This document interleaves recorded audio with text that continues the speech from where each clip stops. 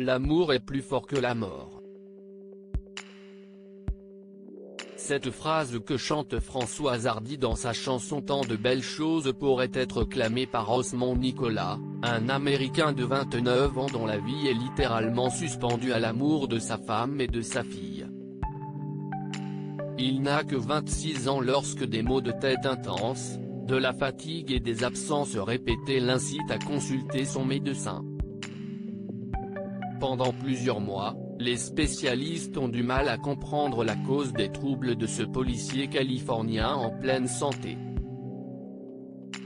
Lorsque le diagnostic est posé, en juillet 2017, le choc est brutal, les médecins lui annoncent qu'il a un glioblastome multiforme de stade 4, une forme rare et mortelle de cancer du cerveau.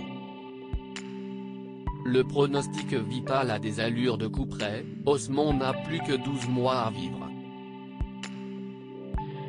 À l'époque, le policier doit épouser Trinity Daniel, sa fiancée. Je ne savais pas vraiment si je devais me marier et risquer que ma fiancée se retrouve veuve quelques mois après, se souvient le jeune homme. Après plusieurs nuits à pleurer sur le terrible sort qui s'est abattu sur eux, Osmond et Trinity, inséparables, décident de vivre pleinement les jours qui leur restent.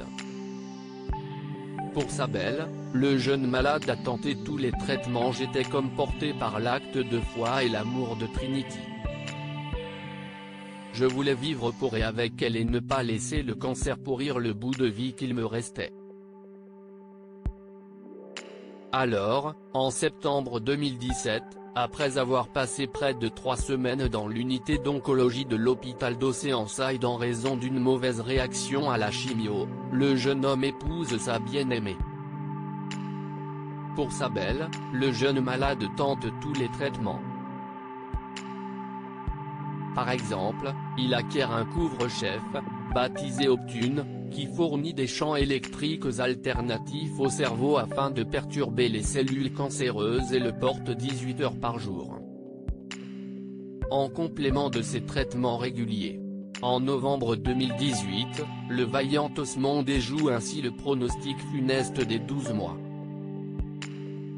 Pour le récompenser, la vie lui offre un des plus beaux cadeaux qui soit, il devient le papa d'une petite Ria. Tout ce qu'il me reste de temps à vivre, je vais le consacrer à ma fille. Cette naissance décuple s'est forcée. En octobre 2019, Osmond prend sa retraite des forces de police pour se concentrer sur l'éducation de son bout de chou.